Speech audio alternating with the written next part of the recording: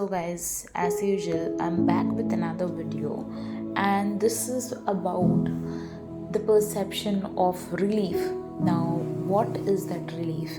So, you must be sometimes in a situation wherein you have been totally clueless about how is this anyway going to work out, yet some or the other way it does work out in a way you don't even realize that this could work out this way.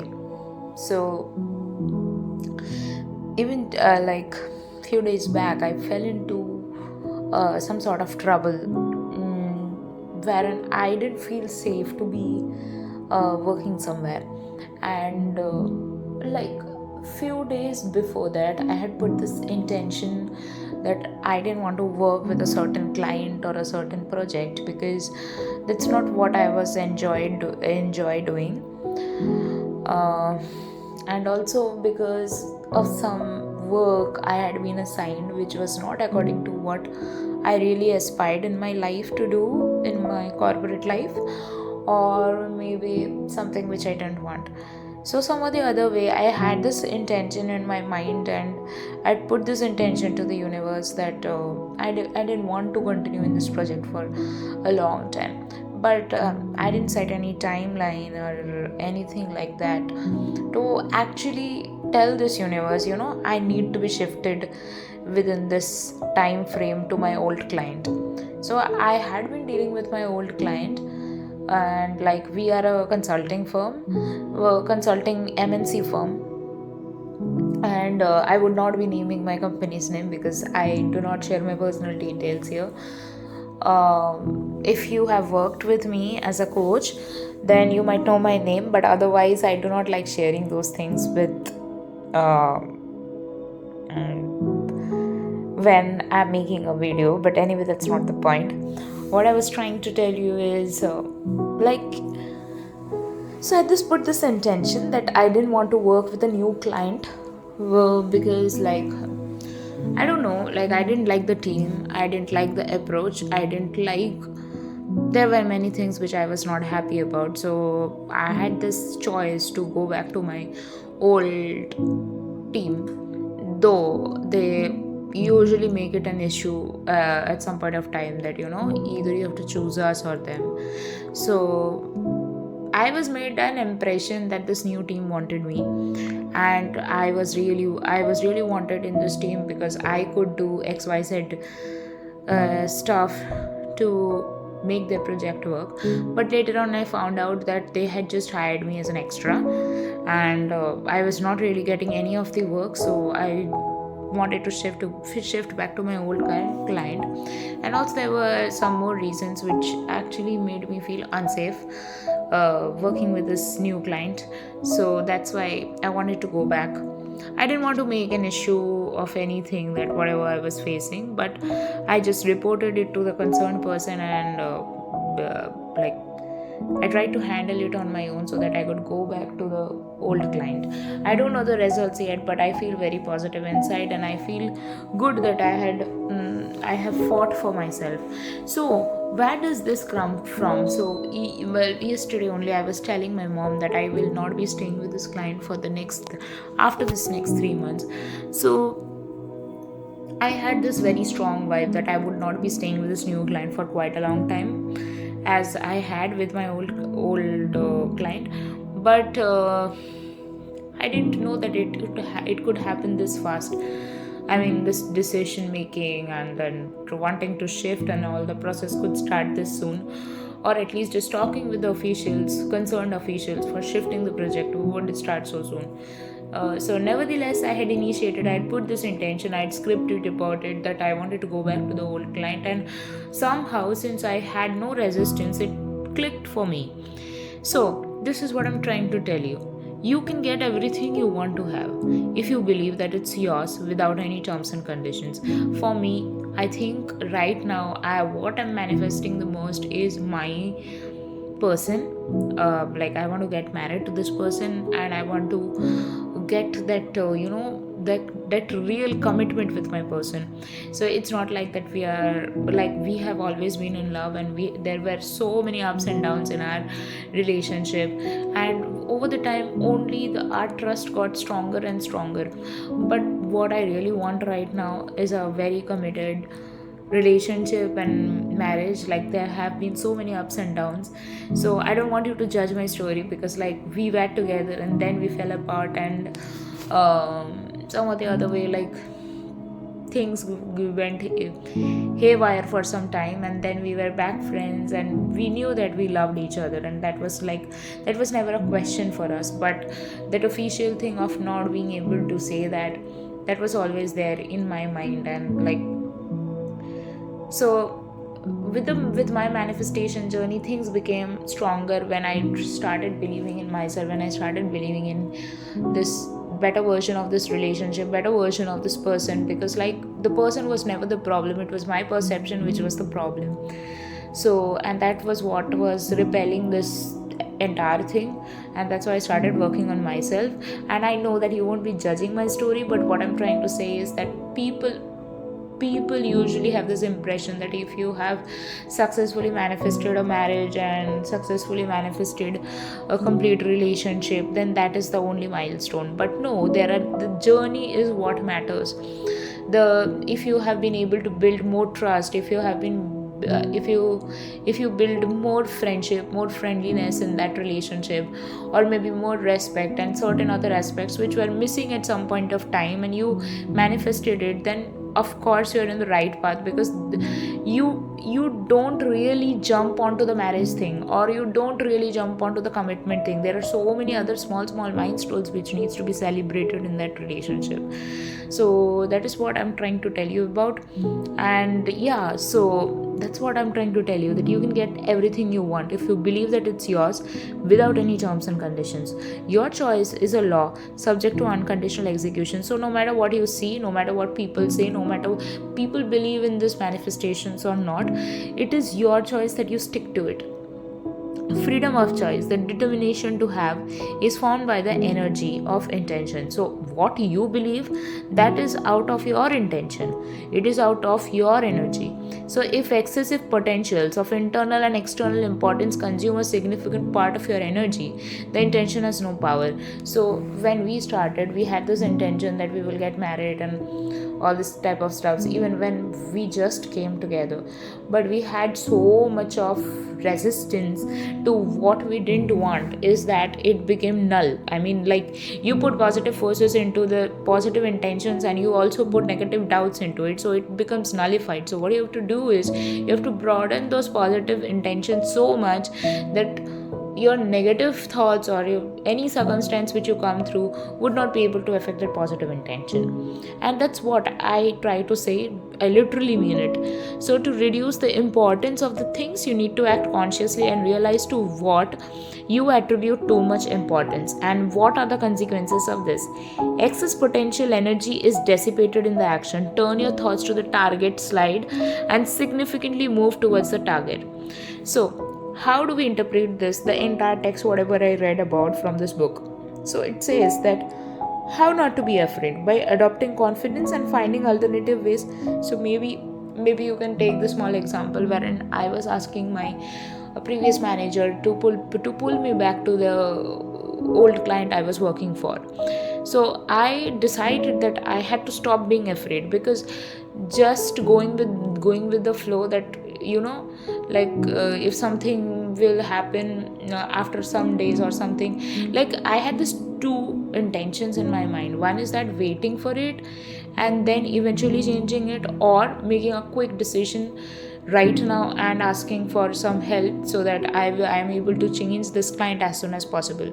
But since I didn't feel so safe in this with this new client, working with this new client, so I thought to make a call as soon as possible. And that's also an outcome of putting intentions into this universe, and universe giving you its infinite intelligence to make it work for you, whatever you just put intentions on. So here I decided to not be afraid. I adopted this confidence, and I found alternative ways wherein I could just make it work.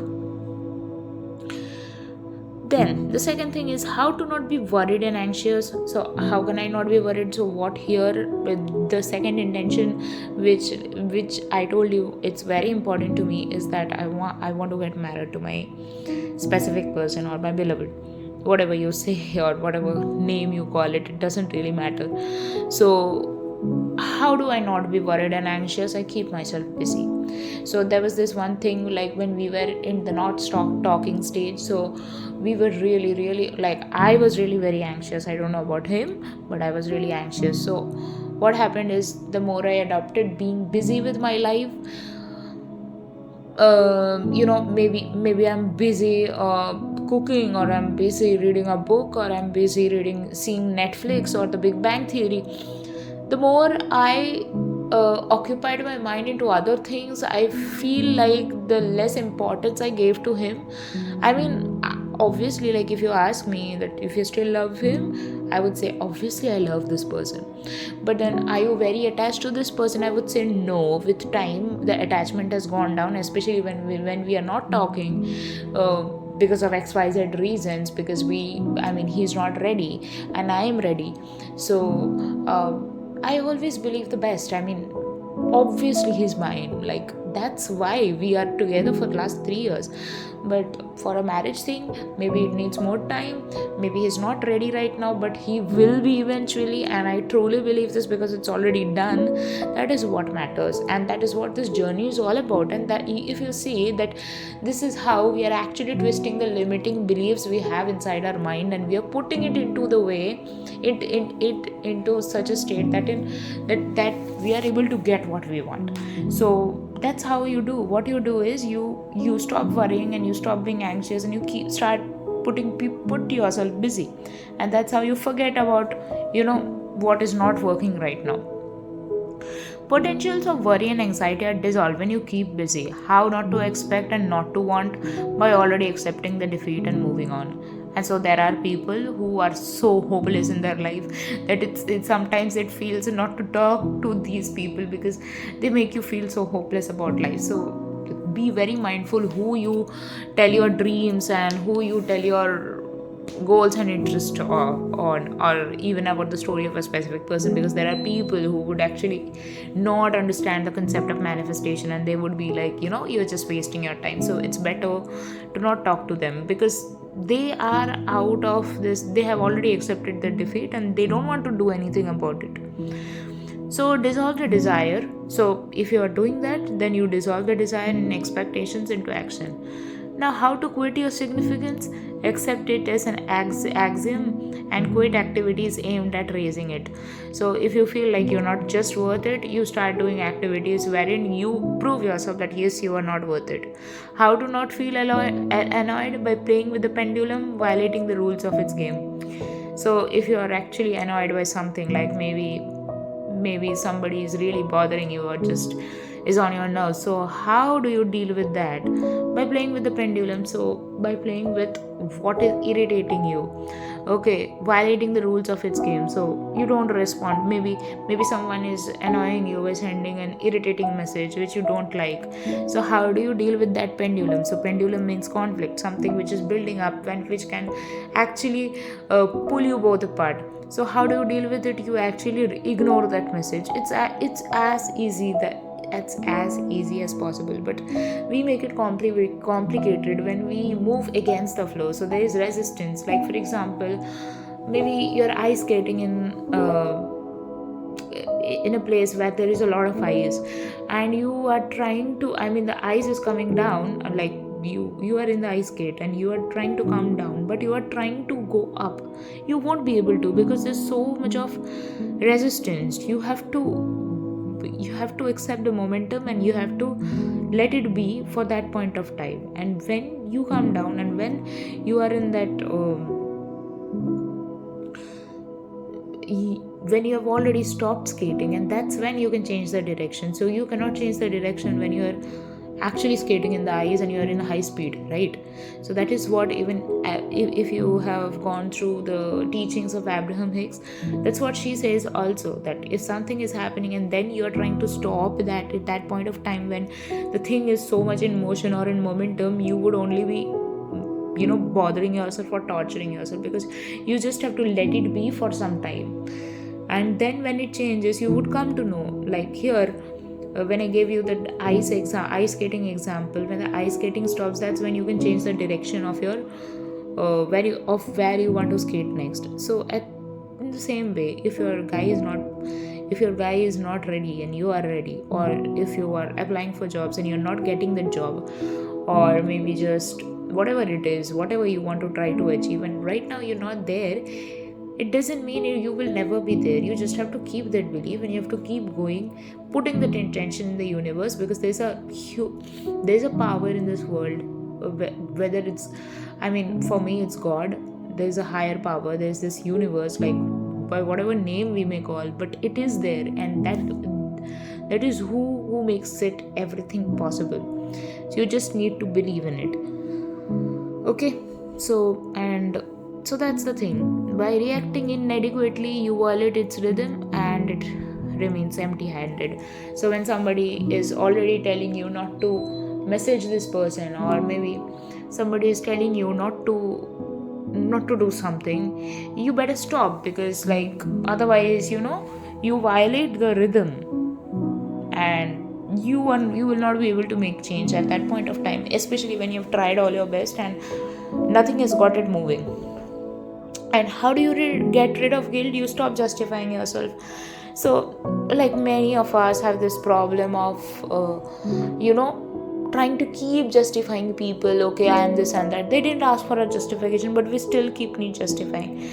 Maybe there's a subconscious block inside of us, which makes us feel that we are always guilty. And where does it come from? Maybe we should be clear about ourselves.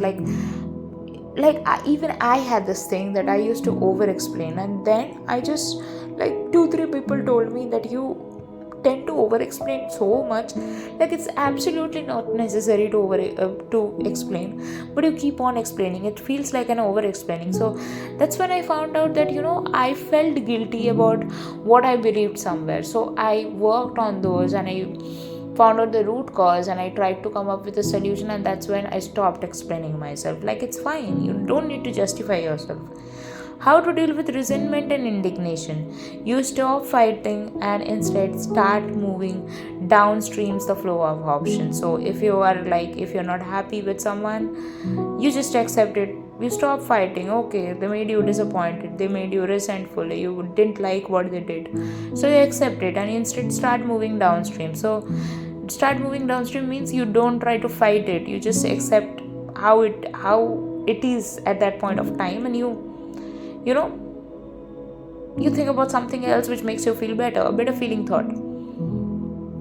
So what to do if it is not possible to deal with resentment and indignation? Just allow yourself this weakness. I mean, if you're not able to deal with someone making you feel disappointed, someone making you feel angry, just allow yourself this weakness. So let yourself feel this emotion for some point of time. So even I was there, like I was feeling like my SP could never actually make me feel disappointed. He was so perfect and etc. But then I accepted, okay, he made me disappointed, he made me feel sad about everything. He said some stuff, or he made me feel few things which I was not okay feeling. But somehow I admitted this, that I made this version of him. I had these doubts about myself. I had this bad perceptions about relationships, about marriages. And that's what made this person. He was not initially this, but I made him that. So I accepted I was accountable for what I made. And so I made it a point, I shifted, I changed it, and I make him the husband version of me. So don't force yourself to always win, and it's fine to lose sometimes. And trust me when I say that, it's fine. And finally, how not to bend under the weight of problems? Follow the principle of coordination of intention. So whenever you feel like, oh my god, I'm in trouble and I need to do something about it, just put, either you can pray, just write somewhere or script, or maybe tell it to a friend again and again. I want this, I want this, I want this. Please don't talk about what you don't want, because that's when that never works out, and that will never work out. Just keep on saying what you want.